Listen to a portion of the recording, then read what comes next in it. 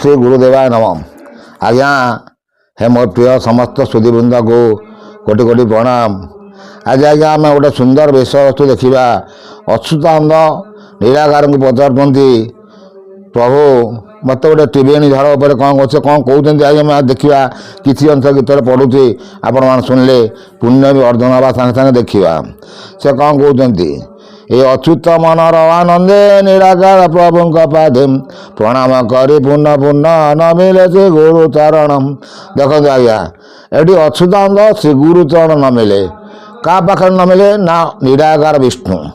निराकार विष्णु किए जी कहते निराकार निराकार आकार तो ना ताल सी केमती कौन गुरु हेले ना से मन मध्य से चिंता कले चिंता कला परे जो शक्ति आसूची ज्ञानर शक्ति से हूँ निराकार आदेश ना आम जो कथा कहचे जो आम जो कथाटा मुझे आपण मानक कहूँ मुझे ध्यान करुँच से कहला मुझे आपण मानक कहूँ ये हूँ आज्ञा सृष्टिर आरंभर तत्व आपण मान भल कथा से शरीर पर से कौन कहते सी कहते भल कथा कहते ये सन्देह कौन रहा अणाकार ब्रह्म मुझे आपण ब्रह्मर विचार अणाकार ब्रह्म उपर किसी कही आसी आपण मैंने सब देखुवे तापर भल कथा से कहते मनरे सन्देह रहा प्रभु मत त्रिवेणी झर उपर किसी कहतु त्रिवेणी जो त्रिवेणी घाट आपण मैंने देखुवे गंगा जमुना सरस्वती त्रिवेणी घाट में स्नान कले बहुत पुण्य हुए सी है आज्ञा आप ब्रह्मांड देखिले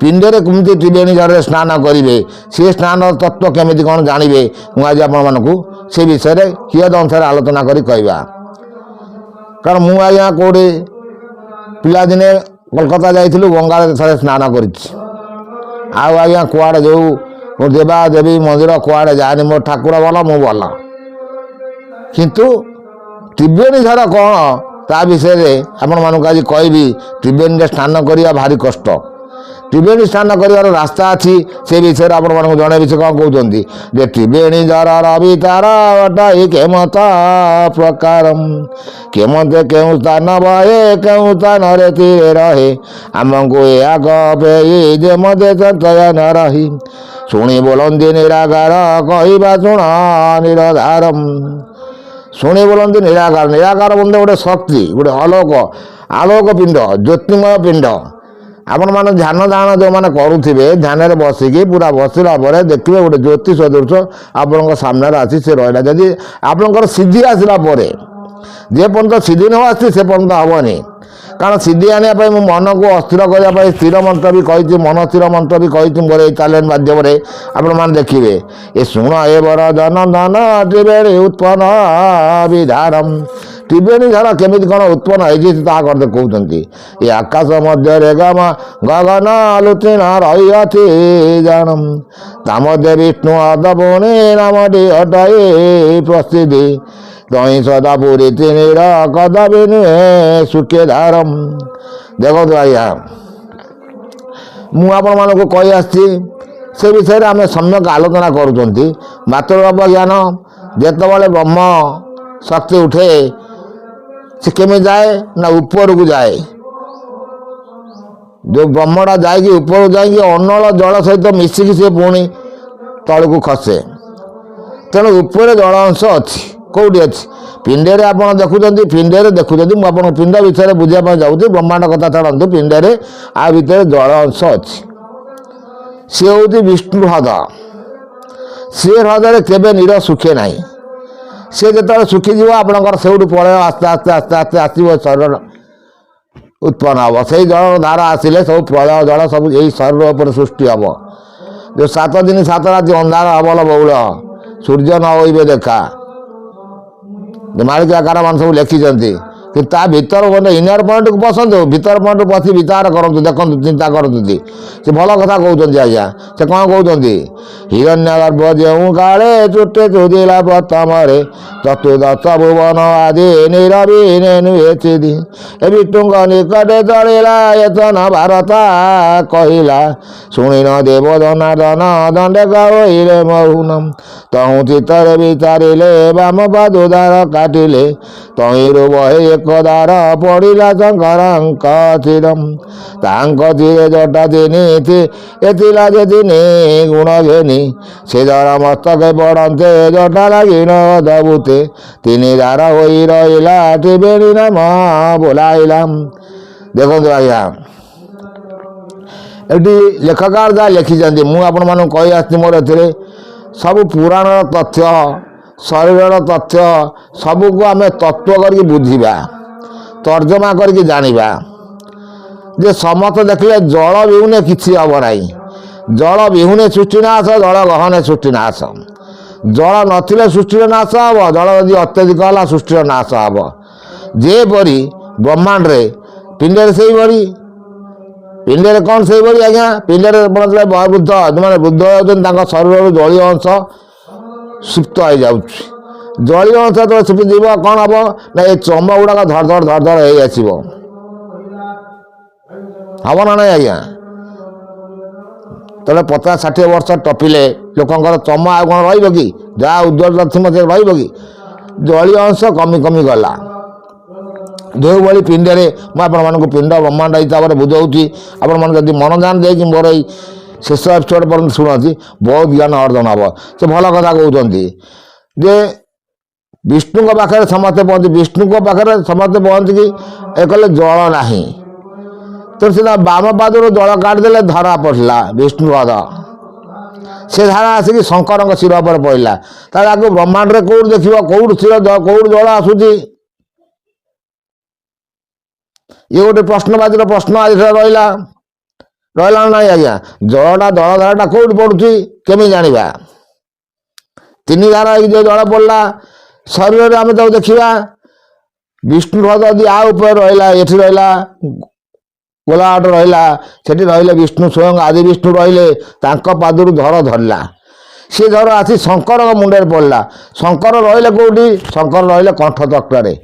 ଯଦି କଣ୍ଠଚକ୍ରରେ ଗୋଟେ ଲୋକ ବସିଲା ତାର ମୁଣ୍ଡ କେଉଁଠି ରହିଲା? ଆସି ରହିଲା ଟିକୁଳ ସନ୍ଧି ପାଖରେ ମୁଣ୍ଡ ରହିଗଲା। ପିଣ୍ଡରେ ବୁଝାଉଛି। ତେଣୁ ଟିକୁଳ ସନ୍ଧି ସୂର୍ଯ୍ୟ ଆଉ ଚନ୍ଦ୍ରଙ୍କ ମଧ୍ୟ ଦେଇକି ଜଳ ଆସୁଛି ବ୍ରହ୍ମାଣ୍ଡରେ। ପିଣ୍ଡରେ ସେଇଠି ଆସି ସେ ଧର ଆସି ସେଇଠି ପଡ଼ିଲା। ପଡ଼ିବାରୁ ସେ ତିନି ଧାରା ସୃଷ୍ଟି ହେଲା, ଶିବଙ୍କ ଜଟାରେ ପଡ଼ିଲା। କିନ୍ତୁ ଲେଖକମାନେ ତାକୁ ଲେଖିଛନ୍ତି କ'ଣ ନା ଭାଗୀରଥୀ ତପସ୍ୟା କରି ଗଙ୍ଗାକୁ ଆଣିଲେ। ଗଙ୍ଗା ମାତା ଯେତେବେଳେ ଆସିଲେ ଭୂପୃଷ୍ଠକୁ ଆସିଲେ, ସ୍ୱର୍ଗର ଗଙ୍ଗା ଯେତେବେଳେ ମର୍ତ୍ତ୍ୟକୁ ଆସିଲେ, ତାଙ୍କର ଯେଉଁ ଗତି କି ସମ୍ଭାଳିବା ପାଇଁ ଭଗବାନ ଶଙ୍କରଙ୍କୁ ସେ ଆହ୍ୱାନ କଲେ। ଭଗବାନ ଶଙ୍କର ଯେତେବେଳେ ମୁଣ୍ଡ ଦେଖାଇଦେଲେ ତାଙ୍କ ମୁଣ୍ଡରେ ସେ ଜଟା ପଡ଼ିବାରୁ ତେଣୁ ଭଗବାନ ଶଙ୍କରଙ୍କୁ ଗଙ୍ଗାଧର କୁହାଯାଏ। ତେଣୁ ତ୍ରିବେଣୀ ଧାରା ସେଇଠୁ ଖୋଲିକି ହେଲା ବୋଲି ଲେଖକାରମାନେ ଲେଖିଛନ୍ତି। କିନ୍ତୁ ଆଜି ଆମେ ପିଣ୍ଡରେ ତାକୁ ତର୍ଜମା କରି ଦେଖୁଛନ୍ତି। ସେ ଯେଉଁ ଜଳର ଧର ଆସି ଖସିଲା ଏ ଟିକୁଳ ସନ୍ଧି ଦେଇକି ତିନି ଧାର ହେଇଗଲା। ତିନି ଧାର ହୋଇ ରହିଲା ତ୍ରିବେଣୀ ନାମ ବୋଲାଇଲା। ନବଦୁଆର ନବନାଡ଼ି ଉପରେ ରହିଲା ଯେ ମାଡ଼ି। ତହୁଁ 372 ନାଡ଼ିରୁ ଚଳିଲା ବାହାରି। ବହୁତ ଦାରେ ବହି ନଦୀ ବ୍ରହ୍ମାଣ୍ଡେ ରହିଲା ଚାଦି। ଇଲା ପିଙ୍ଗଳା ଯେ ସୁଷମନା ତିନାଡ଼ି ଘେନି ଅବସ୍ଥିତ। ଦେଖନ୍ତୁ ଆଜ୍ଞା, ସୁନ୍ଦର କଥା। ତିନିଟା ଧାର ଯେତେବେଳେ ଆସିକି ପଡ଼ିଲା, ସେ ତିନି ଧାରର ଜଳ କୁଆଡ଼େ ଗଲା ନା 372 ନାଡ଼ି। ଏ ଶରୀରରେ 372 ନାଡ଼ି ସେ କହୁଛନ୍ତି। ସେ ତା ଭିତରେ ସେ ଜଳୀୟ ଅଂଶ ସବୁ ଚାଲିଲା। ସୁନ୍ଦର ତଥ୍ୟ ଆଜ୍ଞା, ଆପଣମାନେ ମନଧ୍ୟାନ ଦେଇ ଶୁଣିଲେ ବହୁତ ଜ୍ଞାନ ଅର୍ଜନ ହେବ। ଯେ ଗଙ୍ଗା ଯମୁନା ସରସ୍ୱତୀ, ତିନିଟା ଧାରର ନାଁ ରହିଲା କ'ଣ? ଗଙ୍ଗା ଯମୁନା ସରସ୍ୱତୀ। ସେଇଟାକୁ ତ୍ରିବେଣୀ ଘାଟ ବୋଲି ସମସ୍ତେ କହୁଛନ୍ତି। ତ୍ରିବେଣୀ ଘାଟରେ ସ୍ନାନ କଲେ ବହୁତ ପୁଣ୍ୟ ହୁଏ। ଏ ଶରୀରରେ କେଉଁ ନାଡ଼ି ବଢ଼ିଲା? ଇଳା ପିଙ୍ଗଳା ସୁଷମନା। ଦେଖନ୍ତୁ ଆଜ୍ଞା, ଯେ ଇଳା ଅଟଇ ଗଙ୍ଗାଧାର, ପିଙ୍ଗଳା ଯମୁନା ନିକର, ସୁଷମନା ବହେ ମର୍ତ୍ତ୍ୟପୁରେ ଧାରତା 124ରେ। ଦେଖନ୍ତୁ ସୁନ୍ଦର କଥା। ଇଳା ଯମୁକ ଯେଉଁ ନାଡ଼ି ସେ ହେଲା ଗଙ୍ଗା। ଏ ଶରୀରରେ ଗଙ୍ଗା ଯମୁନା ବହୁଛନ୍ତି। ଆପଣ ଯଦି ତାକୁ ସ୍ନାନ କରିପାରିଲେ ତାହେଲେ ତ୍ରିବେଣୀ ଘାଟରେ ଯାଇ ସ୍ନାନ କରିବା କିଛି ଦରକାର ନାହିଁ। ଆପଣ ସେଇଠି ମୋକ୍ଷର ରାସ୍ତାକୁ ତିଆରି କରିପାରିଲେ। ଆପଣଙ୍କ ଆତ୍ମାକୁ ବସେଇକି ଚିନ୍ତା କରିବେ, ଆପଣଙ୍କ ମନଟାକୁ ସ୍ଥିର କରି ଚିନ୍ତା କରିବେ। ମୁଁ ଏ ଘାଟରେ ଜଳ ଆସୁଛି, ଉପରୁ ଖସୁଛି ଜଳ, ଅନବରତ ଆହଳ ଚାଲିଛି। ଆପଣଙ୍କର ତଣ୍ଟି କେତେବେଳେ ଶୁଖୁଛି କି? ଆପଣ ଦେଖିବେ ସବୁବେଳେ ପାଟିରେ ଆପଣଙ୍କର ଅଛି ନା ନାହିଁ, ଜଳୀୟ ଅଂଶ ଅଛି ନା ନାହିଁ। ଇଏ ହେଉଛି ଆଜ୍ଞା ବହୁତ ଗୁରୁବର ତତ୍ତ୍ୱ ଜ୍ଞାନ। ଏ ଜ୍ଞାନକୁ ଆପଣମାନେ ବୁଝିପାରିଲେ ସବୁ କିଛି ଜାଣିପାରିବେ। ଆଉ ସେ କ'ଣ କହୁଛନ୍ତି? ସୁଷମନା 100 ବର୍ଷ ପୁରେ ଧାର ତା 124ରେ। ଦେଖନ୍ତୁ ଆଜ୍ଞା, ପିଙ୍ଗଳା ଜାତ କଲେ ଧାର 124 ଧାର ନେଇ, ବହି ଅତି ପ୍ରବନ୍ଧରେ ଭୁଜ ଅଚ୍ୟୁତ ହେତୁ ଦ୍ୱାରେ। ଏରୂପେ 372 ନାଡ଼ିକି ଧାର ସେଆ ବୋରି। 372 ଧାରରେ ବହୁଛି ହେମନ୍ତ ପ୍ରକାରେ। 372 ନାଡ଼ି, କିନ୍ତୁ ଶରୀରର ମେନ୍ ହେଉଛି 72 ନାଡ଼ି। ମୁଖ୍ୟ ନାଡ଼ି ହେଉଛି 72। ତା ଦେହରୁ ଶିରା ପ୍ରଶିରା ଆପଣ ବାହାରିକି ସେ ତାକୁ ଗଣନା କରିକି ଲେଖକ ଲେଖିଛନ୍ତି। ଏତିନି ଧାର ଯେ ପବନ ଏକଟ ହୁଅନ୍ତି ଯେ କାଳେ, ସଂସାର ପ୍ରଳୟ ହୁଏ ସମ୍ଭାଳି ନ ପାରନ୍ତି କେହି। ଏଇ ଯେଉଁ 3 ଧାରର ପାଣି ଯେତେବେଳେ ଏକାଠି ହୁଏ ବ୍ରହ୍ମାଣ୍ଡରେ ଆପଣ ଦେଖୁଛନ୍ତି, ତାକୁ ସେ ଏକକାର ହେଉଛି, ସେଠି ସେ ରହୁଛନ୍ତି। କିନ୍ତୁ ଶରୀରରେ ଯେତେବେଳେ ଏକକାର ହେବ ସେତେବେଳେ ଆଉ କେହି ସମ୍ଭାଳି ପାରିବେ ନାହିଁ। ସେ କଥା କହୁଛନ୍ତି। ଏତିନି ଧାର ଦେଉଗଳେ ଏକଟ ହୁଅନ୍ତି ଯେ କାଳେ, ସଂସାର ପ୍ରଳୟ ହୁଏ ସମ୍ଭାଳି ନ ପାରନ୍ତି କେହି। ଅଣଚାଷ ପବନ ବହି ବତାସ ସ୍ୱରୂପ ଧରାଇ, ସେ କାଳେ ସଂସାର ବିରାଟ ହୁଏ ଜାଣିବ ଅବଶ୍ୟମ୍। ଫୁଙ୍ଗା ବନ୍ଧଟି ବୋଲି ତାହା ବିତା ଶବ୍ଦ ବୋଲି ତାହା, ଏ ଶରୀର ସମ୍ବାଦ ଜେନିନ ଫୁଙ୍କା ବନ୍ଧା ବୋଲି ପ୍ରମାଣ। ସେ ବନ୍ଧା ଅଟେ ଟଳମଳ ଥୟରେ ନୁହଁ ନିଶ୍ଚଳ। ଦେଖନ୍ତୁ ଆଜ୍ଞା, ଏଇ ଯେଉଁ 7 ଦିନ 7 ରାତି ଅନ୍ଧାର ଉପରେ କିନା ମୁଁ ଆପଣମାନଙ୍କୁ କହି ଆସିଛି, ଏଇ ଶରୀର ଉପରେ ଆପଣମାନେ ଦେଖିବେ ସେ ଗଙ୍ଗା ଯମୁନା ଇଳା ପିଅଳା ସୁଷୁମ୍ନା ନାଡ଼ି ଯେତେବେଳେ ଆପଣଙ୍କର ଏକତ୍ରିତ ହେଇଯିବ, ସେ ଜଳର ଧାରା ଯେତେବେଳେ ଏକତ୍ରିତ ହୋଇ ମିଶିଯିବ, ସେତେବେଳେ ଶରୀରଟା ପ୍ରଳୟ ହେବା ପାଇଁ ଚିନ୍ତାଧାର ଆସିବ। ଏ ସୁନ୍ଦର ତଥ୍ୟ। କିନ୍ତୁ ଫୁଙ୍କା ବନ୍ଧ ବୋଲି ଯାହାକୁ କହୁଛନ୍ତି, ତ୍ରିକୁଟ ସନ୍ଧିରେ ବନ୍ଧ ଏଇଠି ସବୁବେଳେ ସେ ପକେଇକି ରଖିଛି। ତା ଉପରକୁ ସେ ରାସ୍ତା କାହାକୁ ଛାଡ଼ିବନି ଆଜ୍ଞା। ଉପରକୁ ଯିବା ପାଇଁ ରାସ୍ତା ନାହିଁ, ରାସ୍ତା ଅଛି, କିନ୍ତୁ ତାକୁ ଆପଣ କରିପାରିଲେ ଆପଣ ଯିବେ। ଯେଉଁ ସାଧୁସନ୍ଥମାନେ କହୁଛନ୍ତି ଆଜି ବସିକି ଆମେ ବ୍ରହ୍ମ ଦର୍ଶନ କରୁଛୁ, ଯାଇ ଏପଟ ଯାଉଛୁ, ବହୁତ ଭୁଲ ତଥ୍ୟ ଦେଉଛନ୍ତି ଆଜ୍ଞା। ଆସନ୍ତୁ ବସିବା, ଆମେ ସାମ୍ନାସାମ୍ନି ବସିବା। ମୁଁ ତ ବସିଛି, ମୁଁ ବି ସଂସାର କରିଛି, ସଂସାର ଭିତରେ ଅଛୁ। ଆପଣ ଦେଖିବେ ରାସ୍ତା ଏଇଠି ଖୋଲିଯିବ, ଶିର ଏଇଠି ଉଠି ଚାଲିଯିବ। ଆଉ ପଛପଟରେ ଗଲେ କ'ଣ ହେବ? ପଛପଟରେ ଉଠେଇକି ଗଲେ ତୁମର ମୃତ୍ୟୁ ନିଶ୍ଚିତ ହେବ।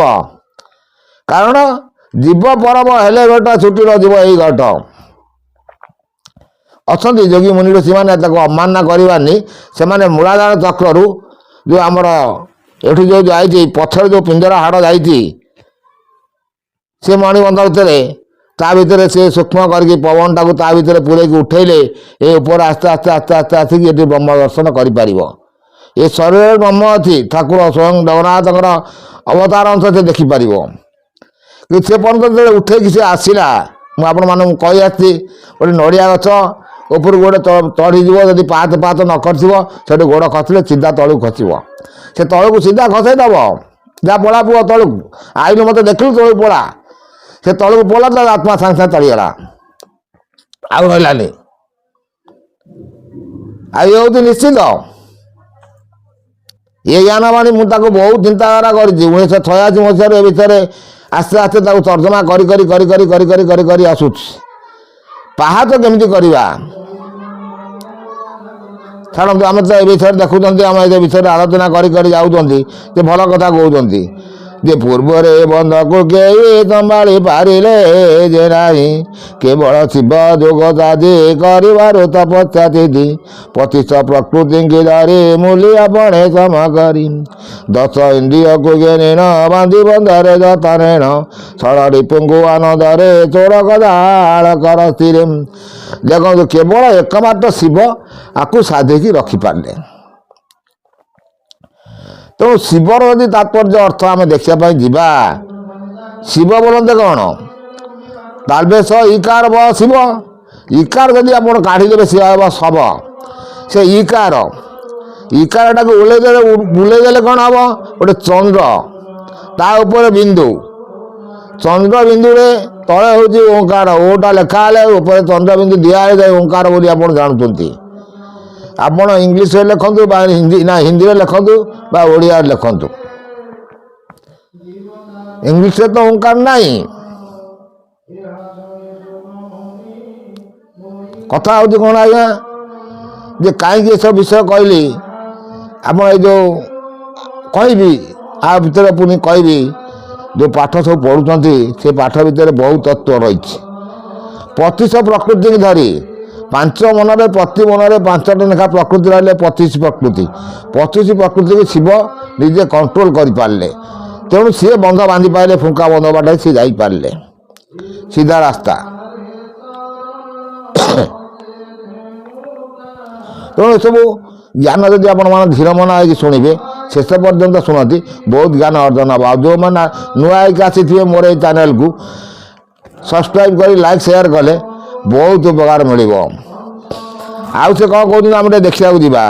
ଚେତନା ପିଟଣାଙ୍କୁ ଧରି ବୁଦ୍ଧି ମୁଦ୍ଗର ଆଦି କରି ପିଟନ୍ତି ବ୍ରହ୍ମା ହରିହର ସମସ୍ତେ ହୋଇ ତର ତର ପଞ୍ଚଭୂତରୁ ଏଇ ଧରେ ମାଟିକି କାଠିର ଭିତାରି ଏ ଚୌକା ଜାତ ଉଦ କଲେ ଏ ମନ୍ଦ ବନ୍ଧକୁ ବାନ୍ଧିଲେ ଏ ବନ୍ଧକୁ ବାନ୍ଧି ତଡ଼ତାନେ ଗାଳି ବାନ୍ଧିନ ଯତନେ ଗୁହ ମଧ୍ୟରେ ବନ୍ଧ ଦେଲେ ଗଣପତିକି ଜଗାଇଲେ। ଦେଖନ୍ତୁ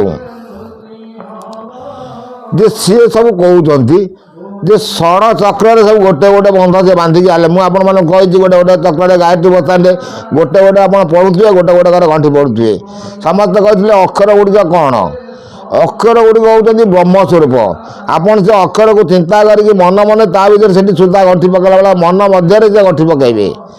ଆପଣ ଗଣ୍ଠି ପକାଇଲେ ଆସ୍ତେ ଆସ୍ତେ ପବନକୁ ଉଠି ପକାଇଲେ ମୂଳାଧାର ଚକ୍ର ଯିବ, ତାପରେ ଲିଙ୍ଗ ଚକ୍ର ଆସିବ, ତାପରେ ନାଭି ଚକ୍ର ଆସିବ, ତାପରେ ହୃଦୟ ଚକ୍ର ଆସିବ, ତାପରେ କଣ୍ଠ ଚକ୍ର ଆସିବ। ଫଳ ଯେତେବେଳେ ଆସିବ କଣ୍ଠ ଚକ୍ର ଦେଇକି ଆସିବ, କାରଣ ବିଷ୍ଣୁପଦ ହ୍ରଦରୁ ଆସିବ ଦଳ, ପବନ ଆସିବ ସେଇଠୁ ଆସିବ, ସବୁ ଆସିବ ସେଇଠୁ ଆପଣ ଯେତେବେଳେ ଖସିଲେ ସେ ଦଳ ସେ ଶଙ୍କର ବାଟ ଛାଡ଼ିଦେବେ। ଯେହେତୁ ତଳକୁ ଜଗନ୍ନାଥ ବାବୁ ଯାହା କହୁଛନ୍ତି ଭଗବାନ କୃଷ୍ଣ ହୃଦୟ ଚକ୍ର ସିଏ ବାଟ ଛାଡ଼ିଦେବ, ନାଭି ଚକ୍ର ବ୍ରହ୍ମା ଦେଖିବ ସିଏ ବାବା ମହାପ୍ରଳୟ ଆସୁଛି ତାକୁ ସିଏ ଛାଡ଼ିଦେବ, କାମଦେବ ରତି କାମଦେବ ସେ ତ ସାମାନ୍ୟ ସେ ବାଟ ସାଇଡ଼୍ ଛାଡ଼ିଦେବେ, ଆସି ପଡ଼ିଯିବ କେଉଁଠି? ମୂଳାଧାର ଗଣେଶଙ୍କ ପାଖରେ। କ'ଣ ଗଣେଶ ଗୋଟେ ଦେବତା ସେଠି ବସିଛନ୍ତି? ନାଇଁ, ମୂଳାଧାର ଚକ୍ରରେ ଯେଉଁ ଆପଣଙ୍କର ଯେଉଁ ଲିଙ୍ଗ ଶିରଟା ବୁଲିଛି ସେଇଠି ସେ ଆସି ପ୍ରଳୟ ସେଇଠୁ ସୃଷ୍ଟି ହେବ, ଉତ୍ପନ୍ନ ହେବ, ସେଇଠୁ ସେ ଊର୍ଦ୍ଧ୍ୱଗାମୀ ହେବ, ସେଇଠୁ ଲୋକର ଠିକାରେ ଆସିବ ଊର୍ଦ୍ଧ୍ୱପାବନ ବହିକି ସେ ଚାଲିଗଲା। ଇଏ ହେଉଛି ଆଜ୍ଞା ସର୍ବର ତତ୍ତ୍ୱ। ମୁଁ ଆପଣମାନଙ୍କୁ କହି ଆସିଛି, ଆଉ ସେ କ'ଣ କହୁଛନ୍ତି। ତେଣୁ ତାକୁ ଯଦି ଆପଣ ଗଣ୍ଠି କରି ଆସିବେ, ତାହେଲେ ଯେତେବେଳେ ସେ ପ୍ରଳୟଟା ଆସିବ ଆପଣ ତାକୁ କଣ୍ଟ୍ରୋଲ କରିପାରିବେ। ତେଣୁ ଯାହାକି ଶିବ କରିଥିଲେ ବୋଲି ଶିବକୁ ଅଜୟ ଅମର କୁହାଯାଏ। ତେଣୁ ଶିବଙ୍କୁ କୁହାଯାଏ କଣ୍ଠ ଚକ୍ର ନୀଳକଣ୍ଠ ଜନ ଜଗତପତି ନାସାରେ ତପଆ ଚରନ୍ତି ସୁଦର୍ଶନ ମୂର୍ତ୍ତି। ତେଣୁ ସିଏ ସୁଦର୍ଶନ ମୂର୍ତ୍ତିକି ଚିନ୍ତା କରିକି ସିଏ ସବୁବେଳେ ଧ୍ୟାନସ୍ଥ ରୁହନ୍ତି। ଦେଲେ ସୁଦୃଢ଼ କରି ଡାଣ କାମେଶ୍ୱରକୁ, ତାପରେ ତହୁ ନାଭି ସେ ଦେଖନ୍ତୁ ସବୁ ସେ ଶିବ କ'ଣ କଲେ ନା ଲିଙ୍ଗ ମୂଳାଧାର ଚକ୍ରରେ ଗଣେଶକୁ ବସେଇ ତାକୁ ସେଠି ଗଣ୍ଠି ପକାଇକି ଉଠିଲେ କେଉଁଠିକି? ନାଭି ଚକ୍ରକୁ। ଯେ କହିଲେ ଦେଲେ ସୁଦୃଢ଼ କରି ଡାଣ କାମେଶ୍ୱରକୁ ଜଗାଇଣ ତହୁ ନାଭି ତାନରେ ନେଇ ଦୃଢ଼ ସେ କଣ୍ଠି ଦେଇ ଏ ବନ୍ଧକୁ ବାନ୍ଧିଲେ ଯତନେ ବ୍ରହ୍ମାଙ୍କୁ ରଖିଲେ ସେ ସ୍ଥାନେ। ନାଭି ଚକ୍ରରେ ସେଠି ବ୍ରହ୍ମାଙ୍କୁ ରଖିଲେ। ଆଉ ସେ କ'ଣ କହୁଛନ୍ତି? ତହୁ ହୃଦୟରେ ଗଣ୍ଠି ଦେଲେ ବନ୍ଧ ନିର୍ବନ୍ଧେ ବାନ୍ଧିଲେ ଜଗନ୍ନାଥକୁ ରଖାଇଲେ ଚେତନ ଜଗ ବୋଇଲେ ତହୁ କଠରେ ଗଣ୍ଠି ଏକ ବାନ୍ଧିଲେ ହାରିଛି ବିବେକ ବନ୍ଧକୁ ବାନ୍ଧିଲେ କଠିନେ ଶିବକୁ ଜଗାଇ ଚେତନେ ତହୁ ଲଳାଟ ଚକ୍ରେ ନେଇ ବନ୍ଧେକ ବାନ୍ଧାଲେ ପଡ଼ାଇ ସେ ବନ୍ଧ ନାମ ଚୁଣ ଦୋହି ମେରୁ ବୋଲିଣ ତାକୁ କହି। ଦେଖନ୍ତୁ ଆଜ୍ଞା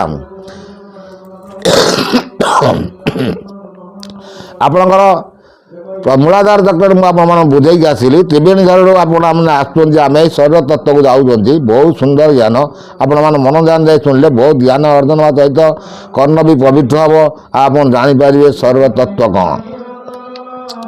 କାହିଁ କହିଲି ନା ଆଜିକାଲି ତ ସାଧୁ ସନ୍ଥମାନେ ସବୁ ବହୁତ ସାଧୁ ସନ୍ଥ ଆପଣ ବାହାରୁଛନ୍ତି, ଆପଣମାନେ ଦେଖୁଥିବେ।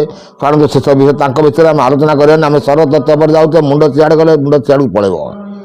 କଥା ହେଉଛି କ'ଣ ନା ମୂଳାଧାର ଚକ୍ରରେ ଗଣ୍ଠି ପକାଇକି ଆପଣଙ୍କର ସେଠି ଗଣେଶକୁ ବସେଇଲେ, ଲିଙ୍ଗ ଚକ୍ରରେ କାମେଶ୍ୱରକୁ ବସେଇଲେ, ନାଭି ଚକ୍ରରେ ବ୍ରହ୍ମା ସାବିତ୍ରୀ ବସେଇଲେ, ହୃଦୟ ଚକ୍ରରେ ଜଗନ୍ନାଥ ଲକ୍ଷ୍ମୀଙ୍କୁ ବସେଇଲେ, କଣ୍ଠ ଚକ୍ରରେ ଶିବ ପାର୍ବତୀ ବସେଇଲେ। ତୁ ପୁଣି ସେ ଉଠି ଆସିଲେ। ତ କିଏ ଉଠି ଆଇଲା? ଏମାନେ ତ ସବୁ ଗୋଟେ ଗୋଟେ ଦେବତା ସଦୃଶ ହେଇକି ବସି ରହିଲେ ଶରୀର ଭିତରେ, ଚକ୍ର ସଦୃଶ ସେମାନେ ବସିକି ରହିଲେ। ଉପରକୁ ଉଠିଲା କିଏ? ଉପରକୁ ଉଠିଲା ସେ ନିରାକାର ବିଷ୍ଣୁ ପରମ ବ୍ରହ୍ମ ଦେବତା। ତେଣୁ ତା ପରମ ପଦ ସେ କାହାକୁ କେବେ ଦେଇନାହିଁ କି ଦେବ ନାହିଁ, କି କେହି ବି ତା ପଦ ପାଇବେ ନାହିଁ। ପରମ ପଦ ପାଇବା ପାଇଁ ଯେତେ ବି ବସି ମୁନି ଋଷି ଯେତେ ବସି ଚିନ୍ତା କରିଛନ୍ତି, ମୁଁ ଆପଣମାନଙ୍କୁ ମୋର ଏଇ ଚ୍ୟାନେଲ ମାଧ୍ୟମରେ କହିଛି, ତଦବିଷ୍ଣୁ ପରମ ପଦଂ ଯାହା ପଶନ୍ତି ସୁରୟା, ତଦବିଷ୍ଣୁ ପରମ ପଦଂ ଯାହା ପଶନ୍ତି ସୁରୟା। ବିଷ୍ଣୁ ହେଉଛନ୍ତି ସ୍ୱୟଂ ପରମ ପଦ, ସେ ହେଉଛନ୍ତି ଆଦି ବିଷ୍ଣୁ।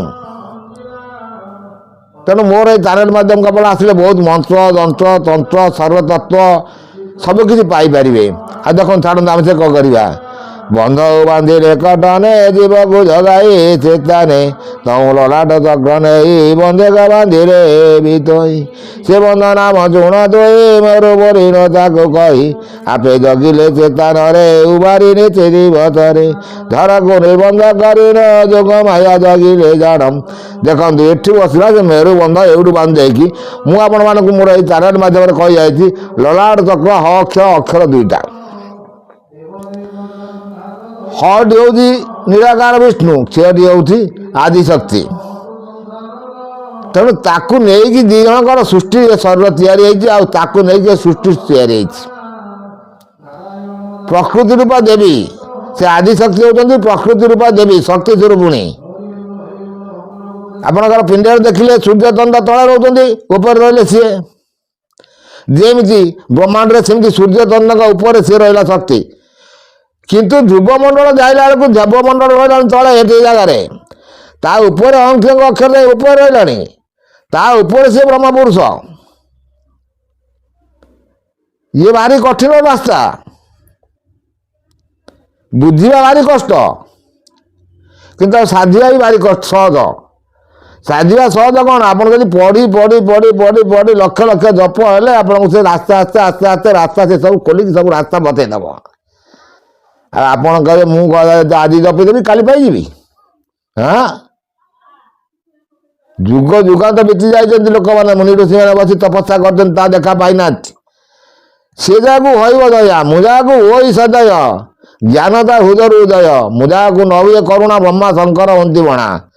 ସେ କହୁଛନ୍ତି କ'ଣ ନା ମୁଁ ଯାହାକୁ ସଦୟ ହୁଏ, ତାର ଭକ୍ତିର ଭାବରେ ତାକୁ ଯଦି ସଦୟ ହୁଏ ତାର ଜ୍ଞାନ ଉଦୟ ହୁଏ। ମୁଁ ଯାହାକୁ ନ ହୁଏ କରୁଣା ବ୍ରହ୍ମା ଶଙ୍କର ହନ୍ତି ବଣା, ମୁଁ ଯାହାକୁ କରୁଣା ନ କରେ ବ୍ରହ୍ମା ଶଙ୍କର ବି ଉଣା ହେଇଯାନ୍ତି। ନା ସେ ବ୍ରହ୍ମା ନା ଶଙ୍କର କିଏ ତାର ଭେଟ ପାଇବେ। ସେ ହେଉଛନ୍ତି ବିଷ୍ଣୁ। ବିଷ୍ଣୁ ତ ପୁଣି ସେଇ ବ୍ରହ୍ମା ବିଷ୍ଣୁ ମହେଶ୍ୱରଙ୍କୁ ଉତ୍ପନ୍ନ କରିଛି, ସେ ହେଉଛି ଆଦି ବିଷ୍ଣୁ ଅଣାକାର ବ୍ରହ୍ମ। ଅଣାକାର ବ୍ରହ୍ମକୁ ପଚାରିଲା ବେଳକୁ ତମକୁ କିଏ? ନା ମୁଁ ଆଇଲି ଶବ୍ଦ ବ୍ରହ୍ମରୁ, ମୁଁ ବିନ୍ଦୁ ବ୍ରହ୍ମରୁ ଆଇଲି। ବିନ୍ଦୁ ବ୍ରହ୍ମକୁ ପଚାରିଲା ସେ କହୁଛି ମୁଁ ଆଇଲି ଶବ୍ଦ ବ୍ରହ୍ମରୁ। ଶବ୍ଦ ବ୍ରହ୍ମ ବୋଲା ମୁଁ ଆଇଲି ନାଦ ବ୍ରହ୍ମରୁ। ନାଦ ବ୍ରହ୍ମ ପଚାରିଲା ସେ କହୁଛି ମୁଁ ମହାବ୍ରହ୍ମରୁ ଆଇଲି। ମହାବ୍ରହ୍ମ କେଉଁଠି ଯାଇ କେଉଁଠି କେତେ ରାସ୍ତା କେତେ ଚେତନା ଭିତରେ ରହିଛି। ଯେପରି ଆଜ୍ଞା ପିଣ୍ଡରେ ରହିଛି ବ୍ରହ୍ମାଣ୍ଡରେ ସେଇଭଳି ଗୋଟେ ପୁରୁଷ ସିଏ ସର୍ବ ଉପରେ ସେ ବସିକି ରହିଛି। ପୁରୁଷ କ'ଣ ଗୋଟେ ତା ରୂପ ଅଛି, ତାର ହେଉଛି ସେ ଗୋଟେ ସୂକ୍ଷ୍ମ ଶକ୍ତି। ସେ ସୂକ୍ଷ୍ମ ଶକ୍ତିକି ଚିନ୍ତାଧାରା କଲେ ସୃଷ୍ଟିର ଆରମ୍ଭର ତତ୍ତ୍ୱ ସବୁ ସେ ଆପଣମାନେ ଜାଣିପାରିବେ। ତେଣୁ ଆପଣମାନେ ଶୁଣିଲେ ପ୍ରଳୟ କେମିତି ହେଉଛି, ଆଉ ସେ କ'ଣ କହୁଛନ୍ତି। ସେ ଏଇପଟେ ସେ ଭଲ କଥା ସେ ଆଉ କହୁଛନ୍ତି, ଆମେ ଆଗକୁ କ'ଣ ଦେଖିବା। ସେ ଭଲ ମନ ମଉ ମତ ଗଜ ଯେ ଥୋଇ ଐରାବତ ସେ ବୋଲାଇ, ଏସେ ଯାଇ ଦନ୍ତାଘାତ କଲା କେହି ଜାଣି ନ ପାରିଲା, ମେରୁ ଫୁଟାଇଲା ବନ ସେ ଜର ପିଟିଲା ତକ୍ଷଣ, ବହିଲା ପୁଣ୍ୟଗିରି ବେଦେ କେହି ନ ପାରିଲେ ତପାଦି, ପଡ଼ିଲା ମୃତ୍ୟୁଞ୍ଜୟ ଧୀରେ ଜାର ହୋଇଲ ସେଠାରେ, ତାଟକା ହୋଇଲେ ତାଙ୍କର ମିଳିଲେ ଦେଖି ସେଇ ଧରମ, ନାନା ପ୍ରକାର ଚେଷ୍ଟା କଲେ ତେବେ ସେ ସମ୍ଭାଳି ନ ପାରିଲେ। ଦେଖନ୍ତୁ ମୁଁ ଆପଣମାନଙ୍କୁ କହିଛି ଏଠି ହେଲା ଫୁଙ୍କା ବନ୍ଧ, ଇଏ ବନ୍ଧ ବାନ୍ଧିବା ପାଇଁ ଯେତେବେଳେ ବିଷ୍ଣୁପଦ ହ୍ରଦକୁ ଆସିବ ସେ ଜଳ ଯେତେବେଳେ ଆସିବ ପ୍ରଳୟ ଯେତେବେଳେ ଆସିବ ଏ ଶରୀରରେ ଆଜି ବୁଝଉଛି ଆଜ୍ଞା ଆପଣମାନେ ଯଦି ମନ ଧ୍ୟାନ ଦେଇ ଶୁଣିଥିବେ ସବୁ କିଛି ଜାଣିପାରିବେ। ଏ ପ୍ରଳୟ ଆସିଲା ସେ ବୁଲିକି ଫେରିଲା ବେଳକୁ ତାକୁ ଆଉ ଭଗବାନ ଥିବ ଛାଡ଼ିଦେଲେ ହୃଦୟ ଚକ୍ର ସିଏ ଆସିବ ସିଏ ଛାଡ଼ିଦେବେ। ତେଣୁ ମୁଁ ସର୍ଟକଟ୍ରେ କହିଦେଉଛି ଆଉ ତାକୁ ପଢ଼ିବେନି ବହୁତ ଲଙ୍ଗ ଏପିସୋଡ଼ ହେଇଗଲେ ଆପଣମାନେ ଶୁଣିବାକୁ କଷ୍ଟ ହେବ। ସବୁ ଚାଲିଲା ପରେ ଆସ୍ତେ ଆସ୍ତେ ଆସ୍ତେ ଆସ୍ତେ ପବନ ଉଠି ଉଠି ହିକାଟା ଆସିଲା ଆପଣଙ୍କର ଚାଲିଗଲା ଜୀବନ। ସେଇଆକୁ ଲେଖକାର ମାଳିକାକାର ମାନେ ଲେଖିଲେ 7 ଦିନ 7 ରାତି ଅନ୍ଧାର ଅବଲ ବଉଳ ସୂର୍ଯ୍ୟ ନ ହୋଇବେ ଦେଖା। ସୁନ୍ଦର ତଥ୍ୟ ଆପଣମାନେ ପାଇଲେ। ତ୍ରିବେଣୀ ଝରଣା ଚରିତ୍ର ଆପଣ ଶୁଣିଲେ, ତ୍ରିବେଣୀ ଝରଣା ବିଷୟରେ ଜାଣିଲେ। ଯଦି ଆପଣମାନଙ୍କୁ ଭଲ ଲାଗୁଥାଏ ମୋର ଏଇ ଚ୍ୟାନେଲକୁ ଆସିଲେ ବହୁତ ଉପକାର ରହିବ। ଏତିକି ରହିଲା ଆଜ୍ଞା, କୋଟି କୋଟି ନମସ୍କାର।